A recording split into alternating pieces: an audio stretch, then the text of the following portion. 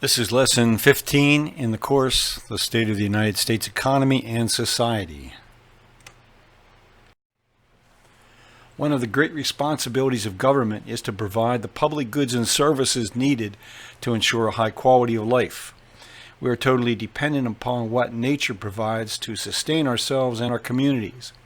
There is deep debate and disagreement over the extent to which we have abrogated our responsibilities as stewards of our natural environment. Our homes are places of work where we shop or engage in almost any activity are linked together by a complex infrastructure network. That network requires continuous maintenance and periodic replacement. Maintenance and replacement requires public revenue, as well as access to necessary natural resources. The subject and issues involved deserve a far more detailed analysis than I am able to present here, but what follows provides some insight into the state of our environmental systems and physical infrastructure. First, let's examine how we treat the land on which we live, work, and play, where our food is grown, and our mineral, timber, and other natural resources are extracted, and then where and how we dispose of the huge amount of waste we produce each and every day. This map indicates the percentage of land in each state classified as farmland, totaling just under 41% of the total area. Forests cover roughly 1/3 of the country, about the same as was the case in 1912.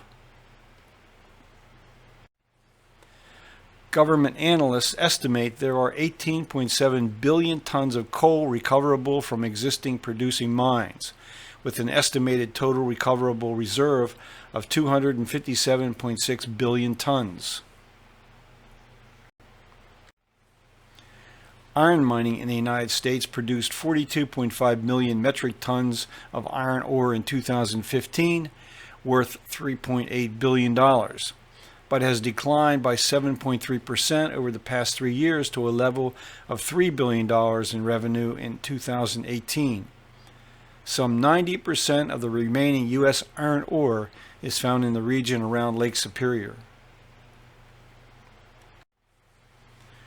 The U.S. Energy Information Administration estimates that as of January 1, 2014, there were about 2,774 trillion cubic feet of recoverable resources of dry natural gas. At the rate of consumption in 2014, this is enough natural gas to last about 90 years. The United States oil reserves are greater than those of any other nation except perhaps Russia. And at the end of November 2018, the U.S. Geological Survey published an assessment of yet untapped resources from western Texas into southeastern Mexico that could be the largest on the planet. The USGS estimates that over 46 billion barrels of oil, 280 trillion cubic feet of gas, and 20 billion barrels of natural gas liquids are trapped in these low permeability shale formations. We in the United States consume an enormous quantity of all manner of natural resources. From this perspective, our footprint on the planet is very heavy. Although we physically occupy only a small part of the total land area, we have not done a very good job of taking care of even the places where we live, work, and play. There are more than 450,000 brownfield sites in the United States. Since 2013, the Environmental Protection Agency has awarded around 1,000 grants for cleanup of these sites, for a total of almost $190 million. A 2018 study by the National Bureau of Economic Research indicated that property values in the surrounding neighborhoods rise when brownfield sites are remediated. Of course, the Environmental Protection Agency is now under the direction of an individual with very different views about the role of this agency. What we find in almost every town, city, and other community in the United States is a large number of vacant industrial and other buildings, often surrounded by land contaminated by buried chemicals. Nationally, an average 16.7% of large U.S. cities' land area is considered vacant, with approximately 4% of city addresses unoccupied. Regional variations exist in both the amount and kind of vacant land, suggesting that any ameliorative actions should be designed to fit specific locations. Cities also reported that most vacant parcels are small, odd-shaped, and disconnected, making them difficult to redevelop. It is no secret that much of our physical infrastructure needs to be replaced. While we wait for government to allocate the revenue required to maintain and rebuild the nation's infrastructure, the situation becomes more dangerous and desperate. The national highway system is essentially the lifeblood of the nation's commerce and public mobility. Although constituting only about 4% of the nation's roads, it carries more than 40% of all highway traffic, 75% of heavy truck traffic, and 90% of all tourist traffic. More than 90% of all U.S. residents live within 5 miles of this network. Roughly 4.3 million miles of roads and highways crisscross the United States. A 2013 Department of Transportation report stated that of the more than $200 billion spent on U.S. highways in 2010, about half was used for capital investments and a quarter for routine maintenance and traffic services. According to the Congressional Budget Office, in 2017, public spending on transportation and water infrastructure accounted for $441 billion through either direct spending or grants. At $177 billion in 2017, U.S. highways were the largest infrastructure expenditure, accounting for 40% of total transportation and water-related public spending. The U.S. Department of Transportation estimates it will cost about $189 billion to clear the backlog of necessary system improvement projects. Just to maintain highway and bridge conditions will cost between $65 and $87 billion. Actual system improvements would add another $146 billion annually. Bridges are susceptible to damage and deterioration from a variety of causes. In 1968, a U.S. Navy training aircraft crashed into the eastern side of the Oakland Bay Bridge, causing considerable damage. Then, in 1989, a 6.9 magnitude earthquake caused a 50-foot section of the upper deck to collapse on the lower deck. The bridge had to be closed for over a month. The photograph in the upper left is of the 2/7 collapse of a major bridge in Minnesota. The pattern of spending on the nation's roadways prompted this conclusion by Leighton Walter Kyle, managing editor of the online news organization created to give academics a greater voice in public affairs. He stated, "Given the failing grades that existing U.S. roads receive from the American Society of Civil Engineers, the implication is that road expansion continues even as maintenance is shortchanged."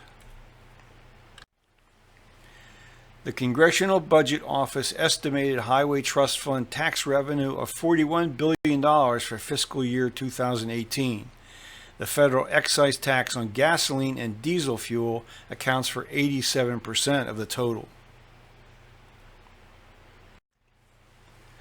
An increase in revenue is needed to meet projected outlays. A 1-cent increase in motor fuel taxes would raise between $1.5 billion and $1.7 billion annually. This is certainly more practical than trying to convert more highways into toll roads. In either case, however, the effect on lower-income workers dependent upon an automobile for transportation would affect them disproportionately. The age distribution of U.S. rail vehicles shows great disparities. Many are 10 or fewer years old, while more than 2,000 have been in service for 35 years or more. This is in part a reflection of their initial expense and intended lifespan, but also a consequence of long-standing underinvestment in large urban transit systems. The majority of the longest-serving vehicles are for commuter rail systems. A 2016 study commissioned by the American Public Transportation Association found a direct relationship between the quality of public transportation and the expansion of businesses that employ knowledge workers. As stated by APTA Chair Valerie McCall,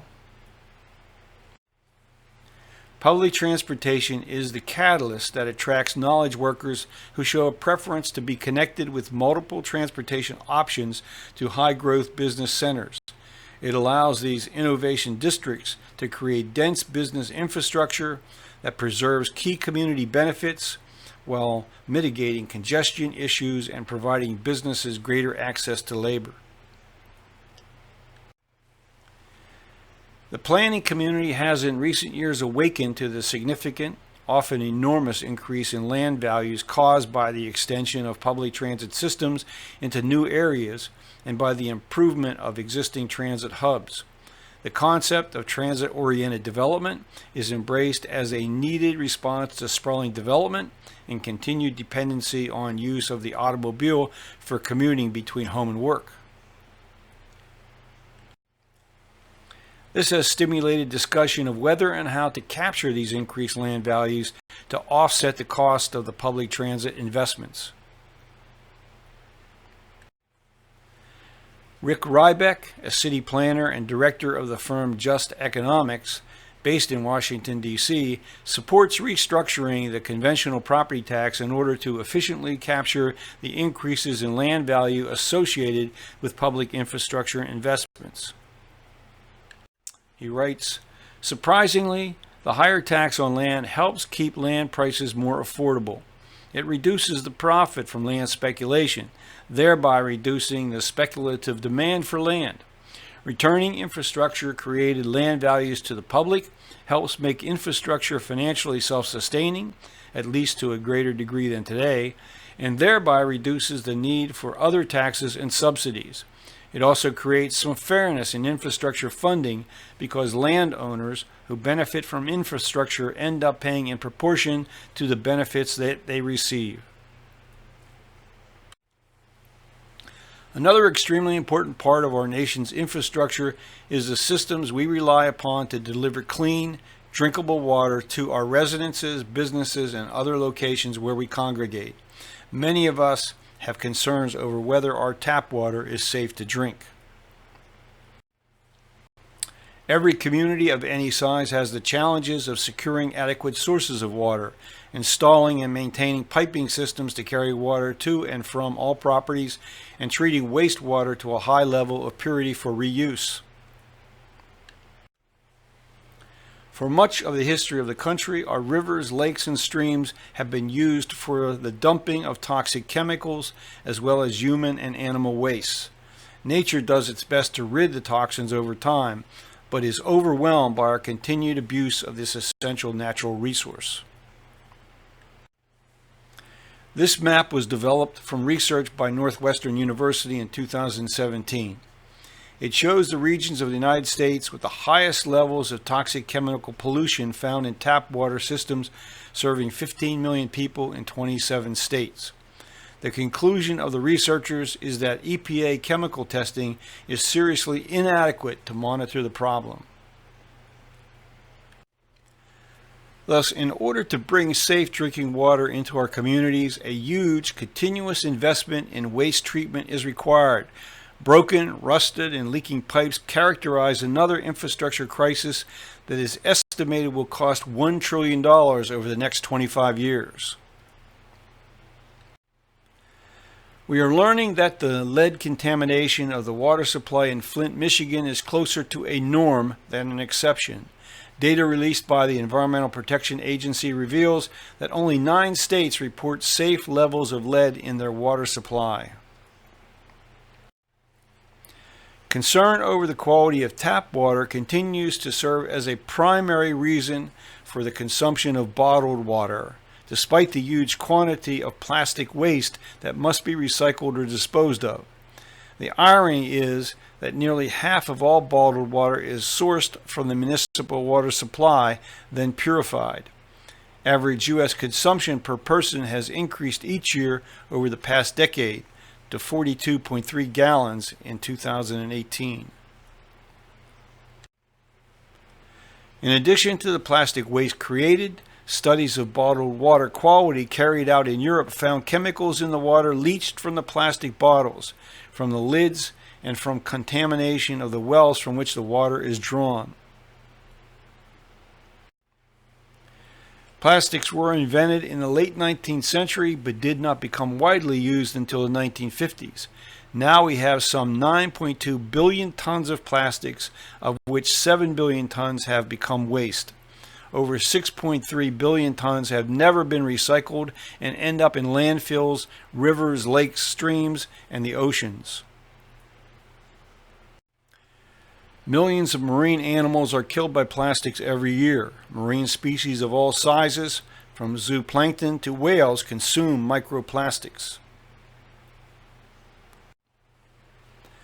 Ocean currents pull small plastic particles from Asia all the way to Hawaii's Big Island. Ramani Narayan, a chemical engineering professor at Michigan State University, puts the scale of the problem in its proper context. Let's say you recycle 100% in all of North America and Europe. You still would not make a dent on the plastics released into the oceans. If you want to do something about this, you have to go there, to these countries, and deal with the mismanaged waste. There are no laws or regulations prohibiting such discharges of many toxins into our lakes, streams, and rivers. The pollution includes dead zone producing nitrates from food processors, mercury and other heavy metals from steel plants, and toxic chemicals from various kinds of refineries. Algae covers the Copco Reservoir in Northern California. About 70% of the Earth's surface water supplies are contaminated by runoff from fertilizers, pesticides, and animal waste from farms and livestock operations that produce pathogens.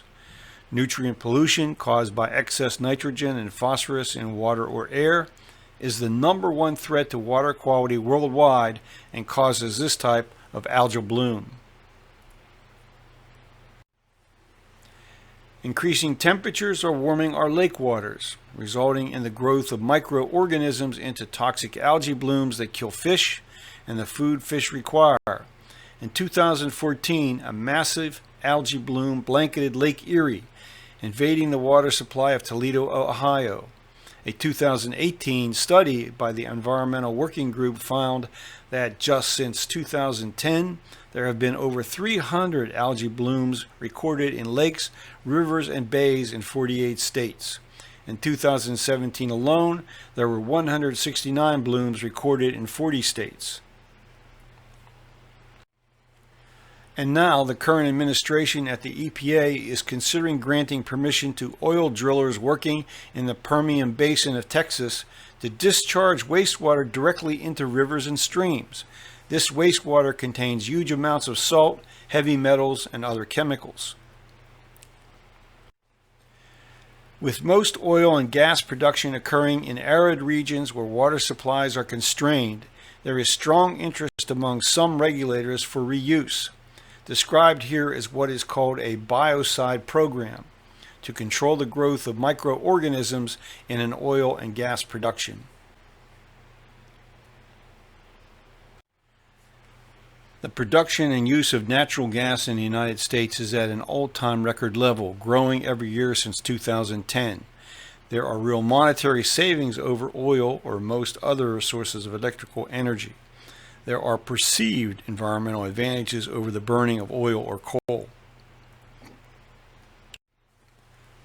The Union of Concerned Scientists put these advantages in a balanced context. Natural gas emits 50 to 60% less carbon dioxide when combusted in a new, efficient natural gas power plant compared with emissions from a typical new coal plant.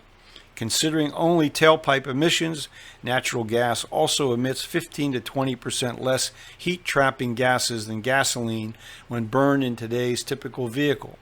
Emissions from smokestacks and tailpipes, however, do not tell the full story. The drilling and extraction of natural gas from wells and its transportation in pipelines results in the leakage of methane, primary component of natural gas that is 34 times stronger than CO2 at trapping heat over a 100-year period and 86 times stronger over 20 years. Preliminary studies and field measurements show that these so-called fugitive methane emissions range from 1 to 9% of total life cycle emissions. Whether natural gas has lower life cycle greenhouse gas emissions than coal and oil depends on the assumed leakage rate, the global warming potential of methane over different time frames, the energy conversion efficiency, and other factors. The pipelines through which natural gas is distributed need to be replaced in many parts of the country.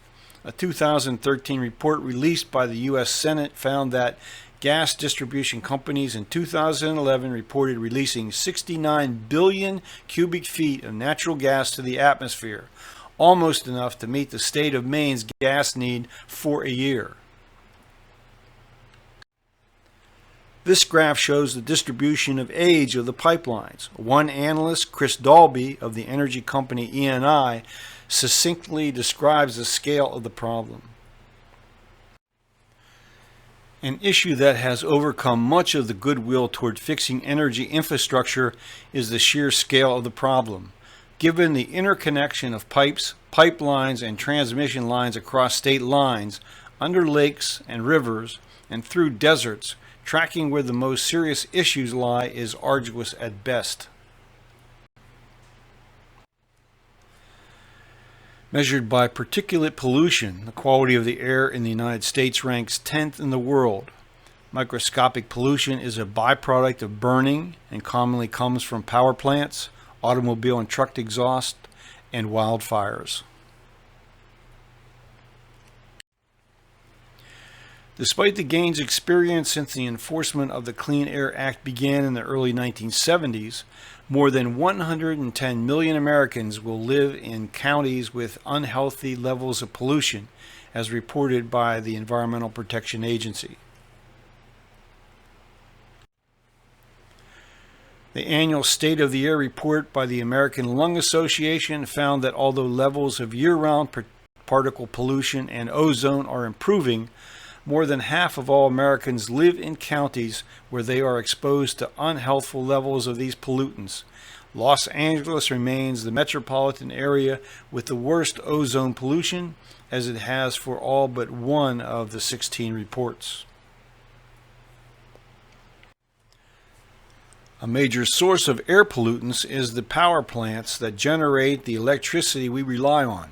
A report by the Clean Air Task Force found that about 7,500 deaths each year are attributable to fine particle pollution from U.S. power plants. The Union of Concerned Scientists points to coal-powered plants as the top source of carbon dioxide emissions, which they argue is the primary cause of global warming.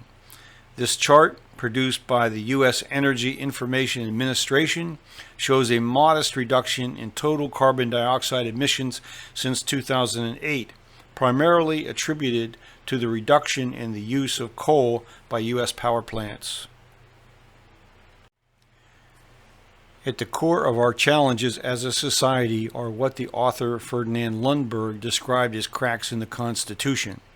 We'll look at these issues in the next part of this course.